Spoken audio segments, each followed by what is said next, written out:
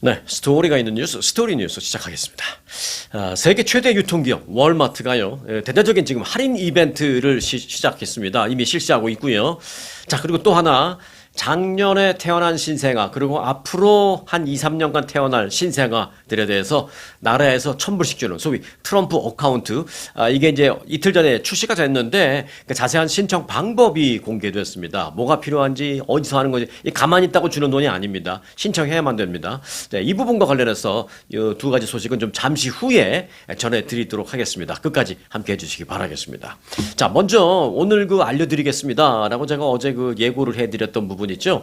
비만 치료제 한 달에 50불로 이제 살 수 있는 거 관련된 내용입니다. 이 메디케어 가입 노인들이 비만 치료 목적의 위고비 등 이 비만 치료제를 월 50달러 본인 부담금만 내면 이용할 수 있게 됐다라는 소식이 발표됐습니다. 언제부터 가능하냐? 한 일주일 됐어요. 지난 7월 1일부로 이제 이게 가능하게 됐습니다. 이 비만 치료제라고 하니까, 나는 뭐 전혀 뚱뚱하지도 않은데 뭐 상관없어라고 생각할 수도 있습니다만은 요즘은 이게 단순히 살 빼는 약이 아니라 뭐 당뇨도 잡고 여러 가지 뭐 혈압도 잡고 뭐 그렇다고 뭐 당뇨 치료제, 혈압 치료제는 아닙니다만은 그렇게 여러 가지, 그리고 이제 추후에 조금 노년에 좀 라이프를 좀 건강하게 하는데 여러 가지 좋은 영향을 미친다라는 그런 연구 결과가 많아요. 그래서 뭐 주치의 선생님이랑 상의해 보셔야 되겠습니다만은 이게 단순히 살 빼는 약이 아니라 시니어들에게도 굉장히 의미가 있는 그런 약으로 요즘 각광받고 있습니다. 전 세계적으로 지금 현재 가장 핫한 이게 신약이죠. 이게 뭐 위고비, 오젬픽, 마운자로 등등등. 자, CNBC가 어제 보도한 내용을 보니까요, 이 메디케어는 브릿지라는 한시적인 프로그램을 통해서 자격을 갖춘 가입자에게 내년 말까지만 비만 치료제를 한 달에 50불로 살 수 있도록 그렇게 해주겠다라고 밝혔습니다. 메디케어에 따라서 내년 말까지입니다. 이 프로그램 이름은 다리 교량을 의미하는 브릿지. 자, 메디케어가 이 비만 치료 목적으로 이 약물을 보장하는 것은 이번 처음 있는 일입니다. 그동안은 기존에 메디케어 파트 D 처방약 플랜은 당뇨병이나 뭐 심혈관 질환 등 일부 질환에 대한 특정 확실한 특별 치료제 목적으로만 어떤 약물 GLP 계열이라고 하는데요. 이 비만 치료제를 그런 계열을 보장해 왔는데, 일반적으로 뭐 비만 치료제로 쓰겠다라고 신청을 해도 커버가 된다라는 것이죠. 특별한 어떤 치료제라고 하지 않아도. 자, 대상자는 메디케어 파트 D 가입자 가운데서, 자, 잘 들으시기 바라겠습니다. 체질량 지수가 35, BMI 35 이상인 사람입니다. 시니어 분들 중에서 한인들의 경우에 남자분들은 35가 넘는 분들이 꽤 돼요. 그리고 이제 여자분들은 뭐 그렇게 많다라고 볼 수는 없는데, 일단 BMI 35 이상이면 다 해당이 되고요. 그런데 또 추가적으로 BMI가 35가 넘지 않는다 하더라도 자격이 될 수 있습니다. 예를 들면 뭐 당뇨 전 단계라는 뭐 의사의 진단을 받았다든지, 뭐 당뇨병 환자다라는 것까지는 아니어도 당이 좀 높아서 의사가 당뇨 전 단계라는 것만 사인을 해주면 받을 수 있습니다. BMI가 낮아도. 또 과거에 무슨 심장마비나 뇌졸중 뭐 이런 걸 겪은 경험이 있는 사람도 해당이 되고요. 팔다리 어떤 혈관 막힘 현상을 가끔 일으키시는 분, 그리고 조절되지 않는 고혈압 같은 걸 갖고 계신 분들, 이런 관련 질환이 있으면 BMI와 상관없이 자격을 받을 수가 있습니다. 이 비만 치료제를 만드는 대표적인 제약회사가 노보노디스크, 그리고 일라이 릴리잖아요. 이 회사들은 이 메디케어 가입 고령자 가운데서 약 1,500만 명에서 많게는 한 2천만 명 정도가 이 비만 치료 이 약물을 한 달에 50불만 내고 받을 수 있는 자격이 충족될 것 같다. 이렇게 예측을 했습니다. 전국에서 한 2천만 명 정도 해당이 될 수 있다라니까 아마 적지 않은 분들이 충분히 이제 혜택을 누릴 수 있을 것 같다라는 생각이 듭니다. 자, 이번 프로그램을 통해서 환자는 월 50달러만 내면 받을 수 있습니다. 보험 없이도 이제 받을 수 있는 거죠. 메디케어 파트 D로.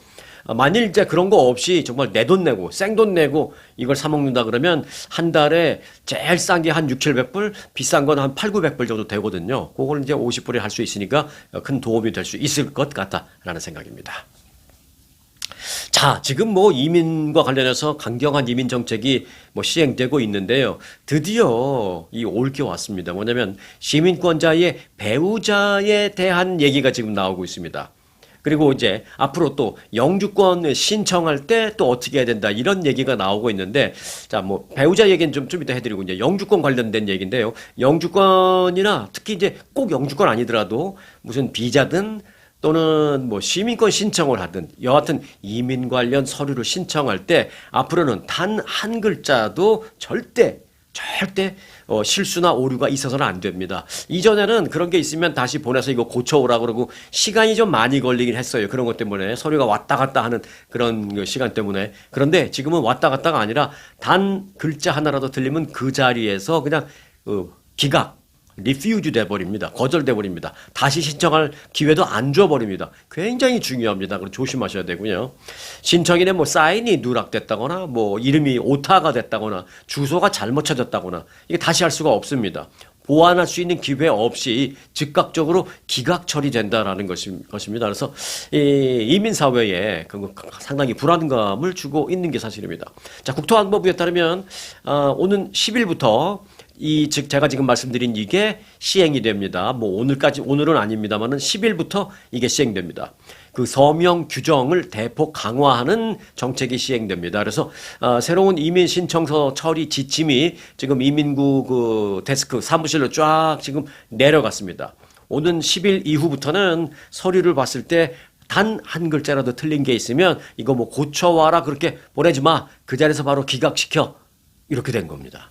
자, 이번 새 규정에 따라서 연방이민국은 접수된 서류에서 서명이 뭐 빠졌다거나 서명이 원래 서명과 좀 다르게 했다거나 또는 유효하지 않은 서명 뭐 이런 게 발견됐을 때도 당연히 그렇게 되고요. 또 앞서 말씀드렸듯이 이제 뭐 특히 이제 오타가 많아요. 저도 이제 과거에 시민권 그 신청할 때 제 친구 변호사가 이제 그걸 대신 해줬는데 친구 변호사가 이제 워낙 그때 바빴어요. 그때 지금부터 한 15년, 20년 전에 이민 변호사가 막 돈 긁어먹을 때가 있었습니다. 그때 한 20년 된 것 같은데 그때 이제 이 친구도 워낙 일거리가 많다는 걸 제가 알고 있었어요. 그래서 하루는 이제 사무실에 갔더니 저한테 야, 내가 네 서류 다 만들었는데 우리도 보겠지만 너도 네 거 한번 리뷰해봐. 뭐 틀린 거 없나? 제가 이제 뭘 알겠어요. 하지만 뭐 기본적인 거 정도 한번 보겠다고 쫙 봤는데 이름 스펠링은 한 글자를 틀린 거예요. 이 친구가 타이핑할 때. 그걸 얘기했더니 아이고 그랬구나 하고 이름 그 철자 틀린 걸 다시 고쳐서 이제 서류를 만들어서 보내서 그 친구 덕분에 뭐 제대로 시민권을 받은 기억이 나는데 과거에는 이게 됐는데 이제는 안 된다라는 것입니다. 단순한 어떤 서명 형식 오류나 단순한 실수만으로도 이민 신청 전체가 무효화될 수 있다라고 연방 정부가 조심하라. 이제는 뭐 다시 고쳐라는 거 안 한다. 이렇게 발표를 했습니다. 이 경우에 이제 다시 반려되면 뭐 기각되는 거잖아요. 이 경우에 뭐 기각되는 건 마찬가지입니다만은 결국은 이제 시간을 좀 갖고 다시 신청하려고 한다? 뭐 안 받아줄 수도 있지만 만에 하나 받아준다 하더라도 무슨 돈 신청 서류 수수료 같은 거 그걸 새로 다시 다 내야 돼요. 처음에 냈던 건 다 없어지는 일이 됐고 다시 다 내고 처음부터 다시 해야 되는 이런 일이 있습니다. 절대로 이민 관련 그게 무슨 시민권이든 영주권이든 아니면 어떤 뭐 비자 신분 변경이든 등등등 절대로 앞으로는 그 이민 관련 서류에서 단 한 글자라도 틀려서는 안 된다라는 걸 꼭 좀 유념해 주시고 혹시 주변에 교회나 무슨 단체나 뭐 그쪽 그런 데서 이제 뭐 비자 뭐 서류 신청이나 무슨 영주권 신청이나 이런 거 이민 관련 서류 이제 신청하실 분이 계시면 절대 틀리지 않도록 조심해 달라고 꼭 얘기를 해주세요. 그래서 이 변호사도 훑어봐야 되고요. 앞서 제가 말씀드렸죠. 본인도 훑어봐야 됩니다. 제일 잘 아는 게 본인입니다. 본인 이름 스펠링 그리고 본인 집 주소 이거. 변호사가 수많은 그 파일 중에서 이 사람의 집 주소가 여기 서류에 되어 있는 게 정확하게 된 건지 아닌지 물론 이제 비서가 이제 타이핑을 했겠지만 변호사가 모르죠. 자기 집 주소나 알지 뭐 요즘은 뭐 친구 집 주소도 잘 모르잖아요. 결국은 자기 집 주소, 자기 전화번호, 예를 들어 자기 이메일 애드레스 또 자기 이름의 스펠링 제일 정확하게 하는 사람은 본인입니다. 그래서 그런 이민 관련 서류를 접수할 일이 있는 사람이라면 그 만들어진 서류, 뭐 변호사 사무실에서 만들어진 서류를 반드시 반드시 본인이 체크하도록 그렇게 좀 주변에 필요하신 분들이 있으면 좀 얘기해 주시기 바라겠습니다. 자, 세계 최대 규모의 유통기업 월마트. 이 월마트가 샘스클럽이랑 같죠. 네, 월마트가 지금 대대적인 할인 이벤트를 실시하고 있습니다. 그런데 그 할인 이벤트 넘어서 이 비하인드 스토리가 흥미로운 게 좀 있어요.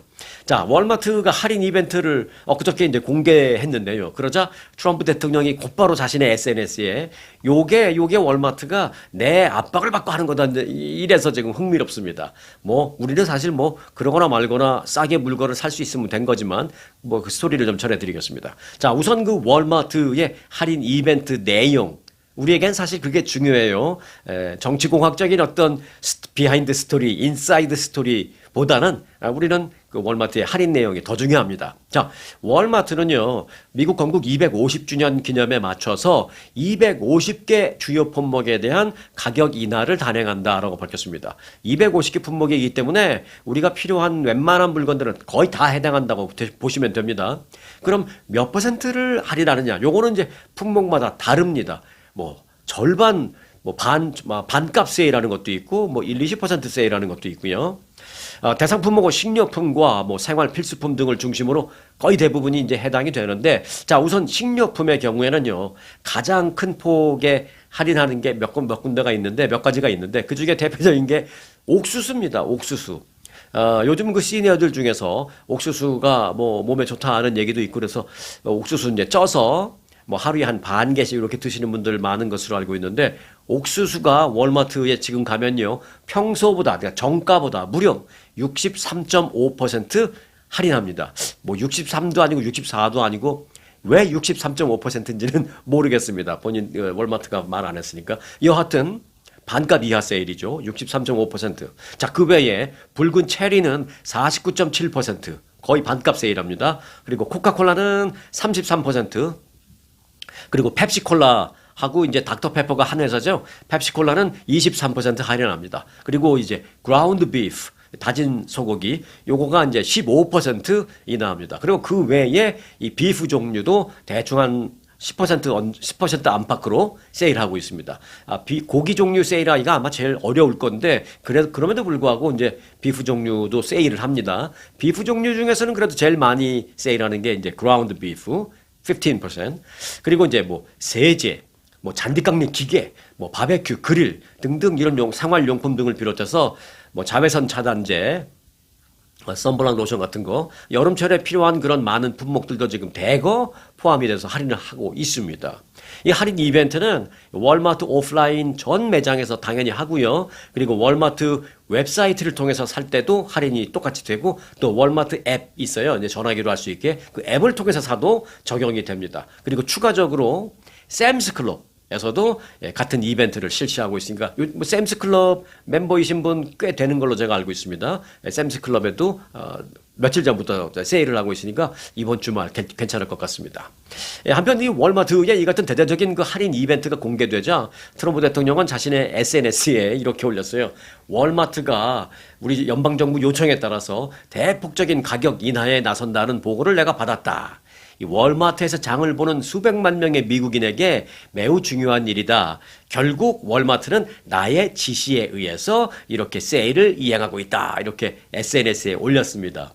자, 트럼프 대통령의 이 같은 반응에 대해서 정치권에서는 11월 중간 선거를 앞두고 이 물가가 비싼 데에 대한 불만이 누적됐기 때문에 좀 민심을 달래기 위해서 유통업계를 압박하는 그런 행보를 실제로 했을 수도 있다. 뭐 이런 얘기도 나오고 있어요. 또 하지만 또 일각에서는 다 차려진 밥상에 숟가락 얹는 거 아니냐 뭐 이런 또 얘기도 있고요. 소비자 단체에서는 그런데 이렇게 말하고 있네요. 월마트의 가격 인하 관련 성명은 대통령의 SNS 게시물 올라온 것보다 훨씬 먼저 그 월마트 그 웹사이트에 이미 다 공개되고 게시됐던 것이다 라면서 행정부 요청에 따른 조치는 아니다. 뭐 이렇게 얘기하고 있습니다. 네. 하지만 뭐 요건 제가 뭐 인사이드 스토리를 전해드린 거고, 우린 그게 중요한 게 아니에요. 뭐 정부의 요청에 의한 것이든 월마트가 뭐 이미 계획하고 있던 것이든 소비자인 우리는 상관없습니다. 다만 이번 할인 이벤트에 나에게 필요한 제품이 얼마나 할인되는지, 몇 퍼센트 할인되는지, 뭐, 그게 우리한테는 제일 관심이죠. 중요한 걸 앞서 다 말씀드렸고요. 자, 월마트의 이번 할인 이벤트는 지난 6일 전부터, 그러니까 이틀 전부터 시작이 됐어요. 그러면 언제까지냐? 이 끝나는 종료 시점에 대해서는 월마트가, 아직 확실하게 공개하지 않았다. 추가적으로 추후에 공개하겠다. 이렇게 얘기하고 있습니다. 그러면서 뭐라 그러냐면, 여름맞이 대대적인 세일이기 때문에, 이번 여름 동안에는 아마 계속 될 것 같다. 뭐, 이렇게 지금 얘기가 나오고 있습니다. 네, 미국의 소비자들에 관련된 얘기를 했으니까 조금만 더 전해드릴게요. 요거는 경제를 바라보는 데 있어서 여러분들에게 좀 공부가 될 수도 있겠다라는 생각이 되는데 한번 들어보시기 바랍니다. 자, 소비자들의 그 향후 1년 기대 인플레이션이 6월 들어서 다시 상승했습니다. 지난달에 기대 인플레이션이 상승했다라는 건데 얼마나 상승했느냐? 1년 기대 인플레이션은 3.7%로 집계됐습니다. 근데 이게 무슨 말이냐? 앞으로 1년 동안 물가 상승이 얼마 정도 될 것으로 생각해요? 라고 이제 모든 소비자들한테 여론조사를 한 거죠. 그러니까 어떤 사람은 뭐 5%를 예상한다 그러고 어떤 사람은 뭐 1.2%를 예상한다고 뭐 이랬을 거 아니에요? 그걸 다 평균을 냈더니 3.7%라는 평균치가 나온 겁니다. 요거는 다시 말씀드립니다만은 그럴 것으로 예상한다라는 거예요. 소비자들이. 자, 그런데 이제 이게 굉장히 높아졌다라는 것이죠. 3년 만에 가장 높은 수치가 이번 조사에서 나온 겁니다. 자, 그런데 미국 그 경제에 있어서 기대 인플레이션, 요거는 이제 영어로 expected inflation이라고 하거든요. 기대되는 인플레이션. 근데 요걸 기대라기보다는 약간 예상되는으로 이제 여러분들이 해석하는 게 훨씬 더 이해하기 쉬울 거예요. 예상되는 인플레이션. 요게 이제 상승했다라는 것은 앞으로 물가가 지금보다 더 오를 것이라고 예상하는 소비자들이 많다. 그런 소비자들의 심리가 있다. 요런 얘기입니다. 진짜 물가가 지금 이렇게 올랐다라는 게 아니라 단순히 현재 물가가 높은 것과는 또 다른 차원의 얘기인데요. 일종의 그 뭐 미래에 대한 소비자들의 전망 뭐 이런 겁니다. 그런데 이게 상당히 중요합니다. 왜 중요하냐면 그 이유는 몇 가지가 있습니다. 자, 이 부분을 조금 풀어서 전해드릴 텐데요. 알고 나면 금방 이해가 되실 테니까 머리 아픈 경제 공부 이렇게 생각하실 필요 없이 그냥 스토리 제가 풀어드시 전해드릴 테니까 뭐 얘기 들으듯이 들으시면 됩니다. 자, 우선 이 기대 인플레이션, 일종의 예상되는 인플레이션은 그 자체로 자기 실현적이기 때문입니다. 자기 실현적. 이 자기 실현적이라는 말이 좀 어렵게 들릴 수도 있겠습니다만은 쉽게 말해 이런 겁니다. 실제로 물가가 오르지 않았더라도 사람들이 오를 것이다라고 자꾸 믿기 시작하면 거기에 따라서 실제로 물가가 오른다라는 것입니다. 그런데 이는 논리적으로 이제 말이 됩니다. 왜 오를 것이다라고 생각하는데 왜 실제 오르는 것과 무슨 상관? 할 수 있지만 이제 논리적으로 이게 말이 되는 게요. 이 예상 인플레이션이 상승하면 노동자들이 무슨 일이 있냐면 노동자들이 이제 월급 받는 노동자 이런 사람들이 생각해 보니까 물가가 계속 오를 것 같아. 근데 내 월급은 똑같아. 그러면 노동자들이 임금 인상에 대한 요구가 거세집니다. 자, 다시 말해서 근로자들은 미래에 물가가 오를 것이라는 심리가 커지면 걱정되는 물가 상승을 대비해서 더 높은 임금을 요구하게 된다는 것입니다. 그래서 실제 임금이 이제 올라갈 수도 있죠. 기업들이 오케이 알았어 더 올려드릴게요. 그래서 올릴 수도 있죠. 그래서 실제로 임금이 올라가게 되면 이게 또 물가 인상으로 이어지는 연쇄작용을 일으킵니다. 이 역시 무슨 상관할 수도 있지만 이것도 논리적으로 쉽게 설명이 가능합니다. 기업은 어떻게 되냐면 기업들이 노동자들의 임금 인상을 요구하면 기업이 어느 정도 들어주죠. 그래서 뭐 2%든 3%든 5%든 뭐 월급을 올려준단 말이에요. 그럼 그 기업은 그렇게 올려주고 가만히 있나요? 절대 아닙니다. 그 기업은 올려준 만큼 지출되는 그 비용만큼 그 인건비를 상쇄하기 위해서 제품과 서비스의 가격을 슬그머니 올립니다. 네. 자기들 지출이 늘어났으니까. 결국 물가가 오를 것 같아서 근로자들이 임금 인상을 요구했어요. 그래서 임금이 인상됐어요. 그랬더니 기업이 가격을 슬그머니 올렸어요. 결국 그래서 물가가 인상될 것 같다라는 이 예상 인플레이션이 실제로 가격이 오른 것과 이렇게 연쇄적으로 이어지면서 현실적으로 그렇게 된다라는 것입니다. 자, 이런 과정이 반복되면서 물가 인상 심리가 임금 인상으로 그리고 임금 인상이 실제 물가 인상으로 이렇게 악순환이 반복되는 겁니다. 이 악순환이 반복되는 과정에서 올라간 물가가 다시 내려오지 않고 그대로 그 자리에 고정되어 버리는 현상도 있는데 그런 현상을 소위 인플레이션 고착화라고 합니다. 인플레이션, 물가 상승이 올라갔는데 이게 고착화돼 버리는 거예요. 그래서 이제 금리를 결정하고 미국 경제를 이끌어가는 연준, 이 페드가 가장 두려워하는 것도 바로 인플레이션 고착화입니다. 한번 올라간 물가가 절대 내려올 생각하지 않고 그냥 그대로 있는 것. 그 이유는 소비자들이 물가가 계속 오를 것이다 라고 믿어버리는 순간 연준이 물가를 내리기 위한 어떤 금리 인하 조치 이런 걸 취해도 그런 조치에 대한 효과가 없기 때문입니다. 그런 소비자들의 심리가 막 먼저 앞서가게 되니까, 그러니까 연준이 어떤 조치를 취해서 물가를 안정시키고 할 수 있는 기능을 잃어버리게 되는 거예요. 그래서 연준이 가장 두려워하는 것 중에 하나가 바로 이 앞서 말씀드렸던 소비자들의 어떤 예상 인플레이션, 기대 인플레이션, 또 그로 인한 인플레이션 고착화, 심리, 이런 걸 제일 무서워하는 겁니다, 연준이. 자, 이 같은 현상을 심리적 다체 상실이라고 합니다. 지금까지 말씀드린 이 토탈 이 과정을 심리적 다체 상실이라고 합니다. 여기서 말하는 닷이라는 것은 앵커를 말하죠. 배가 어디에 정박했으면 그 배가 흔들리지 않게 무거운 닻을 바다 밑으로 내려놓고 있잖아요. 흔들리지 말라고. 그래서 심리적 앵커링이라고 합니다. 전문 용어로는.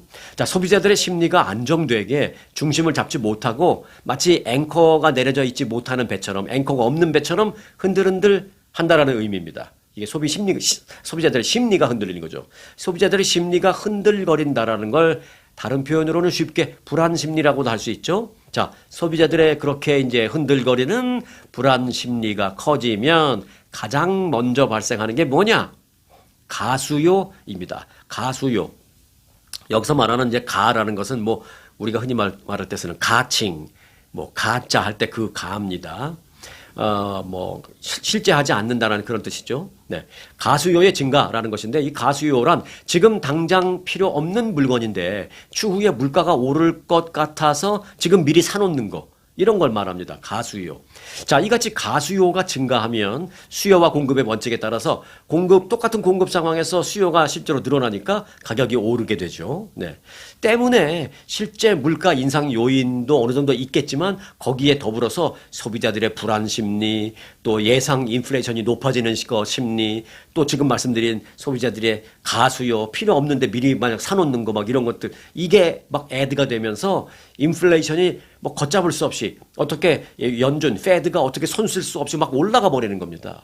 걷잡을 수 없이. 그래서 이제 연준이 이런 현상을 두려워한다라는 것입니다. 자, 경제는 심리다라는 말, 이게 이제 경제학과 대학교 들어가면 제일 먼저 배우는 게 이런 거잖아요. 네. 경제는 심리다라는 말이 사실은 그래서 나온 겁니다. 경제학적으로 논리적으로 뭐 원자재가 올라가서 물가가 올라가고, 이거는 뭐 기본적으로 당연히 그럴 수밖에 없는 상황이지만, 그렇게 어떤 현실 존재하지 않는 이유 때문에 막 갑자기 물가가 오르거나 또는 내리거나 하는 건 굉장히 중요한 요인, 그게 바로 심리 때문이다라는 것입니다. 그 심리를 앞서 말씀드린 거예요. 소비자가 봤을 때 그 예상 인플레이션이 뭐 3.7%가 올랐습니다. 그 얘기가 뭐냐면 그게 다 결국은 제가 마지막에 지금 말씀을 드리는 심리다라는 것 때문에 이제 쭉 설명을 드린 겁니다. 그런 소비자 심리를 대변하는 그 기대 인플레이션, 요게 이제 앞서 말씀드렸다시피 크게 올랐다라는 것입니다. 그래서 이제 불안한 거군요. 자, 이 불안감이 다시 가격 상승으로 이어지는 악순환이 되지 않도록 정부의 어느 정도의 개입이 좀 그런 필요한 상황이다라는 이제 생각이 듭니다. 어려운 듯 쉽고 뭐 쉬운 듯 어려울 수도 있겠지만 뭐 다 들으시고 나니까 별로 어렵지 않죠. 네. 사실은 이게 뭐 몇 달 동안 뭐 공부하는 경제학자들이 하는 건데 제가 아주 쉽게 짧게 축약해서 말씀드린 건데, 제 생각에 이 정도 말씀드렸기 때문에 아마 거의 다 이해하셨으리라고 생각이 됩니다. 이런 정도 알아놓으면 앞으로 이제 뉴스를 들으실 때 아주 쉽게 쏙쏙 들립니다. 눈도 좀 탁 트이시고요. 네, 도움이 되셨길 바라겠습니다. 자, 지금 뉴욕의 다운타운 쪽에서 큰일 났습니다. 이 커다란 높은 빌딩 하나가 지금 무너지려고 흔들흔들거리고 있어요. 어제 뉴욕 맨하탄에서 공사 중이던 고층 건물의 그 철골 기둥이 휘어지면서 부분적인 붕괴 우려가 지금 제기되고 있습니다. 그래서 인근의 아파트들도 있고 그래요. 그 아파트들의 주민들이 지금 싹 긴급 대피령을 받아서 다 지금 대피해 있습니다. 뉴욕타임스 보도 그리고 어제 제가 CNN도 보고 다 했는데 뭐 흔들거리는 그 건물에 그 방송사의 카메라가 24시간 되고 있더라고요. 이게 언제 쓰러질지 모르니까 실제로 쓰러지면 그 영상을 잡아야 되니까 쓰러지길 바라는 건 아니겠습니다만은. 자, 어제 오전 8시 뉴욕 맨하탄 미드타운 이스트의 그 37층짜리 건물, 꽤 높죠. 37층이면 그 건물에서 벽돌이 도로로 후두두두 막 떨어졌다라는 신고가 접수됐습니다. 그래서 현장에 출동한 관계당국이 이제 가봤더니 건물 21층에서부터 22층까지의 그 철골 기둥이 크게 휘어진 걸 눈으로도 확인할 수 있었다라는 것입니다. 그리고 21층부터 26층까지 올라가 봤더니 그 한 5개 층이 바닥이 막 아래로 쭉 처진 그런 것도 확인할 수 있었습니다. 건물을 지탱하는 이 기둥이 되는 철골도 막 휘어져 있고 또 바닥을 지탱하는 철골도 휘어져 있는 것을 20층 이상 그 높은 곳에 올라가서 봤더니 거기가 그렇다는 거예요. 1, 2층도 아니고 37층짜리 건물에 거의 중간보다 더 높은 그쪽에 그런 문제가 있으니 굉장히 무서운 일이죠, 이게. 이와 관련해서 그 조란 맘다니 시장도 굉장히 지금 우려를 표명하고 있습니다. 어제 그 긴급 기자회견을 갖고요. 건물이 상당히 불안정한 상태다라면서 우리 뉴욕시는 현재 이 건물에 대해서 매우 심각한 상황으로 생각하고 있다. 이렇게 얘기하고 있습니다. 무너질 것 같다는 거죠. 뉴욕 소방청은 철골 구조 특성상 건물 전체가 붕괴될 가능성은 뭐 높지는 않지만 국지적인 붕괴 위험이 매우 높은 그런 상황이다. 그러니까 건물이 전체가 폭삭 가라앉는 것까지는 아니겠지만 뭐 일정 부분 이쪽 뭐 오른쪽 뭐 사이드가 푹 가라앉는지 부분적인 붕괴가 있을 가능성 그건 높다 이렇게 얘기하고 있습니다. 그리고 더 걱정되는 것은 건물이 계속 움직이고 있다라는 것이죠. 가만히 있는데도 뭐 고층 빌딩 같은 경우에는 지진이 나면 당연히 이렇게 움직이게 되어 있습니다. 그래야만 건물이 빡 뽀개지지 않고 무너지지 않죠. 그래서 살짝 한 2, 3인치 움직이게 되어 있는데 그래야 더 안전한데 이거는 아무런 외부 요인이 없는데도 불구하고 지 혼자 건물이 지금 흔들거리고 있다는 거예요. 그래서 이제 걱정이라는 것이죠. 그래서 지금 예방 차원에서 맨하탄 인근 주변 그 9개 건물에 대해서 대피령이 내렸습니다. 아파트 그리고 사무실 빌딩 등등등 주변에 9개 그 빌딩에 뭐 일하는 사람이나 거주지 주민이나 다 대피하는 그런 상황입니다. 그리고 인근에 학교도 있는데요. 학교 학생 400여 명과 인근에 또 방송국도 있어요. 이 방송국 직원들도 대피해 있는 그런 상황입니다. 그리고 그 주변에 차량이나 보행자 등도 다니지 못하도록 완전히 지금 사방이 블락되어 있는 그런 상황입니다.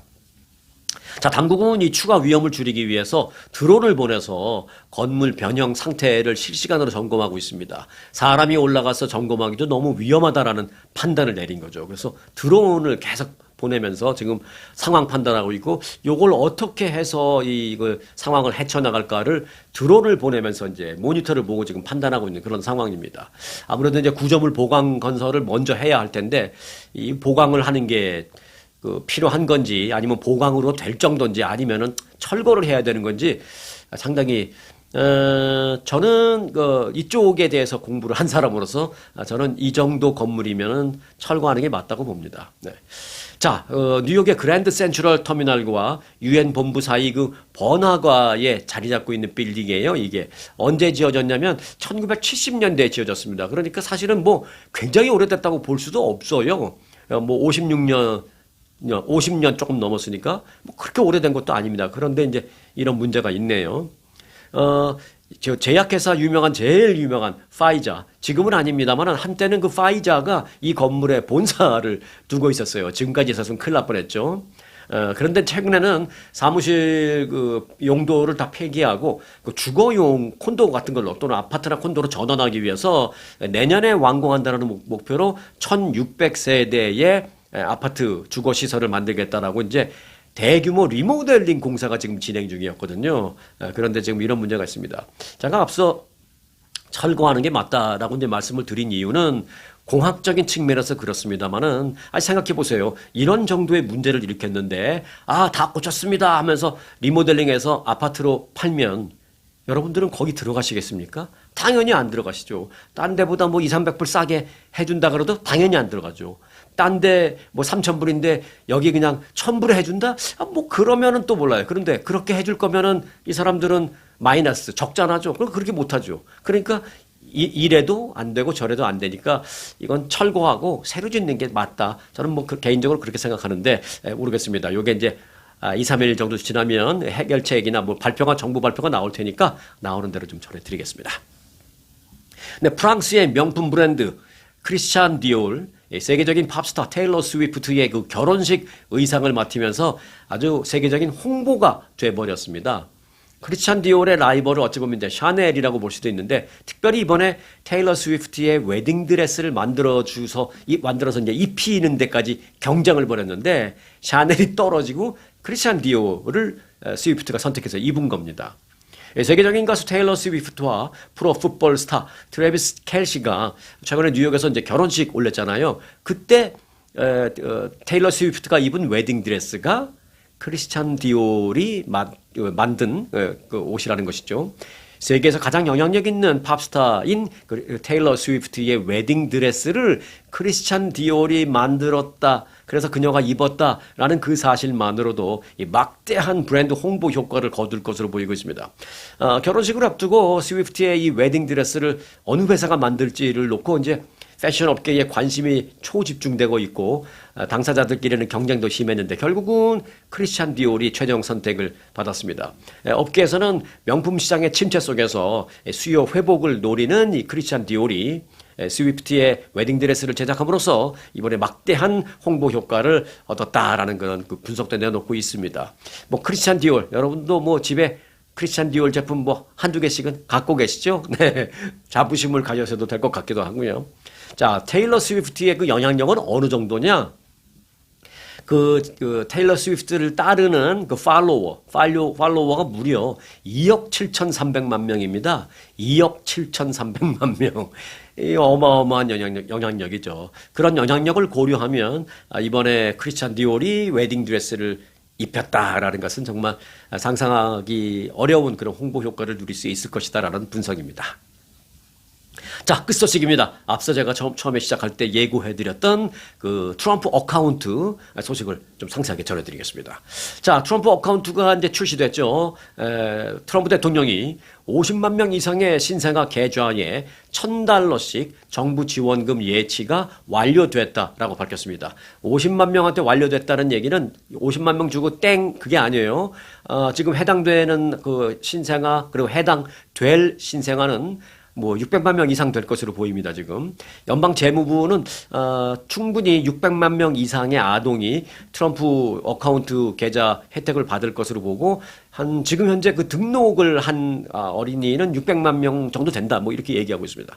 트럼프 어카운트라는 건 뭐 잘 아시다시피 이제 태어난 신생아에게 $1,000를 넣어서 어카운트를 만들어 주는 건데 해당되는 어린아이는 누구냐? 작년 2025년 1월 1일 이후에 태어난 아이들 다 해당됩니다. 뭐 어제까지도 해당되고 오늘도 해당되는데 또 뭐 재밌는 건 뭐냐? 2028년 12월 31일 그 전까지 태어난 아이들에게도 해당이 돼요. 왜? 트럼프 대통령의 임기가 2028년까지이기 때문에 그때까지 이제 준다는 겁니다. 그러니까 아직 태어나지도 않은 신생아도 2028년에 그 안에만 태어나면 혜택 받을 수 있습니다. 그런데 이제 요 돈은 $1,000불 나라에서 이제 만들어 주면 이거를 뭐 내가 이 돈을 어디다 써야지 내 마음대로 결정할 수는 없고요. 다만 결정할 수 있는 건 뭐냐면 그 ETF 그러니까 이제 안정된 그런 펀드죠. 그런 펀드에만 넣을 수 있습니다. ETF 같이 이제 안정된 펀드. 그 내가 예를 들어서 난 구글에 넣을 거야. 난 뭐 엔비디아에 넣어서 우리 애한테 줄 거야. 그렇게 특정 종목에 넣지는 못하고요. 그런 특정 종목을 여러 개 모아서 뭐 6개, 7개 또는 10개 뭐 해서 이제 안정된 ETF 같은 게 있잖아요. 그런 것만 넣을 수가 있습니다. 자, 이 계좌의 자금은 만 18세 이전에는 인출이 불가능합니다. $1,000불 나라에서 넣어주면 그 후에 이제 부모가 더 넣는 건 돼요. 그러나 18세 이전에는 인출이 불가능합니다. 왜? 18세 이후가 되면 그때 가서 돈을 찾으면 이 돈이 꽤 큰 목돈이 될 수 있기 때문입니다. 또 투자 수익이 있을 거 아니에요. 그렇게 ETF 펀드에 넣어놓으면 그 투자 수익에 대한 그 세금, 그것은 인출이 될 때까지 연기됩니다. 자, 이 계좌에는 정부 지원금 외에 부모나 친인척 또 고용주 등이 매년 $5,000, 맥스 $5,000까지 추가로 입금해 줄 수가 있습니다. 매년 $5,000 넣어준다면 이 아이에게는 어마어마한 돈이 될 겁니다. 그런데 이 트럼프 계좌는 개별 주식 종목에 대한 투자 불가능하다라고 이제 말씀드린 부분을 꼭 알아놓으시기 바라겠고요. ETF 하시기 바랍니다. 자, 이에 대해서 분석가들은 올 하반기에 트럼프 계좌를 통해서 약 $200억 정도가 자금의 증시, 그 자금이 증시에 유입될 것으로 전망된다 이렇게 말했습니다. 증시에 $200억 돈이 이제 추가적으로 들어온다면 뭐예요? 네, 증시가 좀 화랑세를 띨 수 있는 여건이 되죠. 네, 그것도 이제 참고로 이제 알아놓으셔도 될 것 같습니다. 그런데 이제 이 지원금은 가만히 있어도 자동으로 들어오는 것이 아니고요. 반드시 신청 절차를 거쳐야 됩니다. 자, 지금부터 중요한 말씀을 드립니다. 신청 대상은 앞서 언급한 대로 2025년 1월 1일 이후 출생, 그리고 2028년 12월 31일까지 태어난 어린아이, 그리고 어디 가서 신청하느냐? 웹사이트입니다. 웹사이트 외우기도 쉬워요. trumpaccount.gov입니다. gov는 government의 약자죠. 그리고 어카운트 뒤에 s가 들어가요. trumpaccount.gov. 여기 통해 가서 이제 들어가서 하면 됩니다. 그리고 이제 신청은 당연히 부모가 해줘야죠. 뭐 1살짜리가 뭘 알겠어요.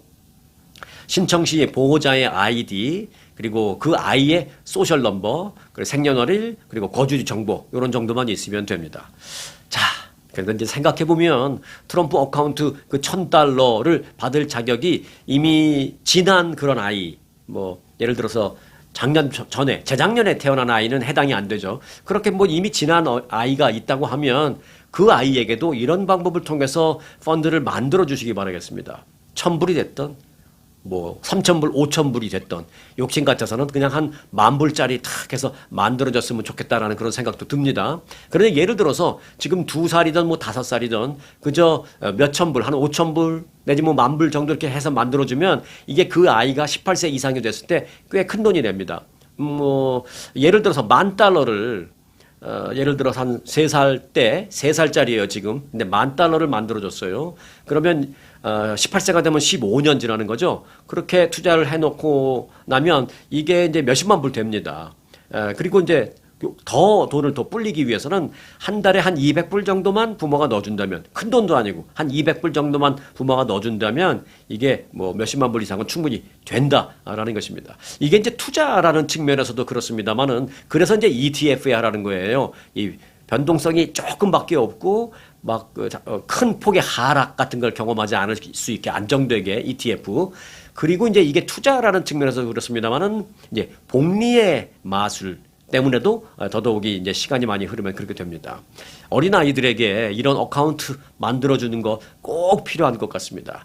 트럼프 어카운트가 $1,000다라는 그런 액수를 떠나서요, 우리에게 이 트럼프 어카운트를 바라보면서 우리에게 많은 생각을 해주는 것 같아요. 아, 그래. 우리 아이 여기 이 신생아에 해당되지 않고 우리 아이 지금 3살이지만 또는 내 조카, 내 손주, 손녀 5살, 4살, 5살이지만 꼭 나라에서 1,000불 주는 거 아니더라도 우리가 돈 뭐 몇천 불, 5,000불, 10,000불 만들어서 하나 해줘야 되겠다라는 생각을 하게 만들었다라는 측면에서 저는 트럼프 대통령이 우리에게 좋은 계기를 만들어줬다, 그렇게 판단합니다. 네. 여러분들에게도 해당되는 그런 집안의 가족이 있으면은 십시일반 돈을 몇천 불씩 모아서 한 10,000불 만들어서, 10,000불 안 되면 5,000불이라도 만들어서 아주 어릴 때부터 아예 탁 만들어 놓고 18세 되기 전까지 못 찾게 그렇게 해 놓으면 그들이 커서 아주 큰 도움이 될 수 있을 거라고 생각됩니다. 여하튼 트럼프 대통령 우리에게 이런 걸 생각할 수 있는 좋은 계기를 만들어줘서 고맙다라는 생각입니다. 자, 오늘은 여기까지 하겠습니다. 끝까지 함께해 주신 여러분들에게 특별한 감사를 드립니다. 오늘 영상 마칩니다. 2026년 루트 66 개통 100주년을 맞아 아주투어가 특별히 기획한 미 대륙 횡단에 여러분을 초대합니다. 산타모니카에서 시카고, 나이아가라와 뉴욕, 워싱턴 DC까지 역사를 따라 맞따라 100년에 단 한 번뿐인 기회. 아주투어의 루트 66 대륙 횡단으로 인생 최고의 버킷리스트를 완성하십시오. 당신의 행복한 여행 아주 투어가 책임지겠습니다.